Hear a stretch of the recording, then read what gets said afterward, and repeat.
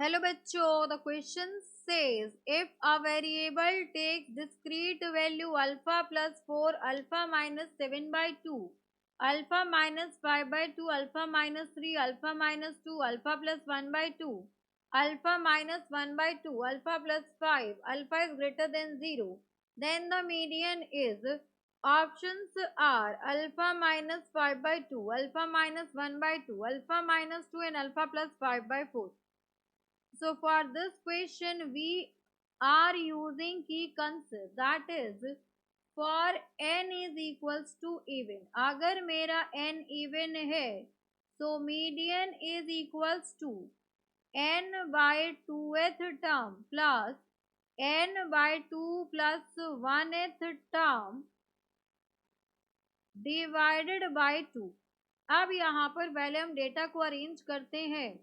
So arrange data in increasing order. Data को हम increasing order में अरेंज करेंगे तो यहाँ पर आ जाएगा आपके पास alpha minus 7/2 alpha minus 3, then ये हो जाएगा आपके पास अल्फा माइनस 3 के बाद आएगा alpha minus 5/2, then alpha minus 2, then alpha minus 1/2, alpha plus 1/2, alpha plus 4 and alpha plus 5.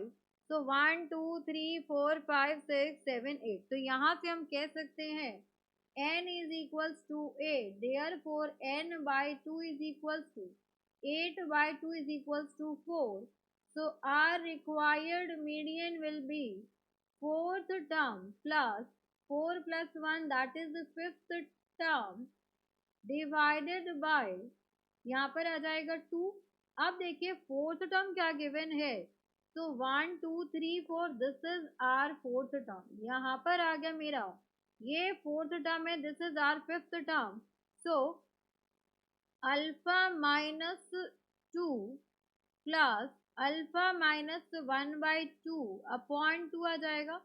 अब यहाँ पर अगर मैं एलसीएम ले लूँ तो ये हो जाएगा आपके पास 2. यहाँ पर एलसीएम नहीं लेते हैं, डायरेक्टली ऐड करते हैं.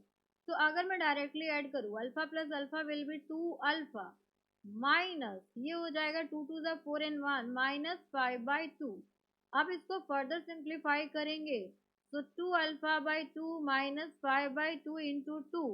So from here we can say that median is equals to alpha minus 5/4. So this is our required answer. अब जरा हम ऑप्शन में चेक करते हैं तो alpha minus 5/4 is my option number A. So option number A alpha minus 5/4 is our required answer. Hope you understood it very well. Thank you so much. Best of luck.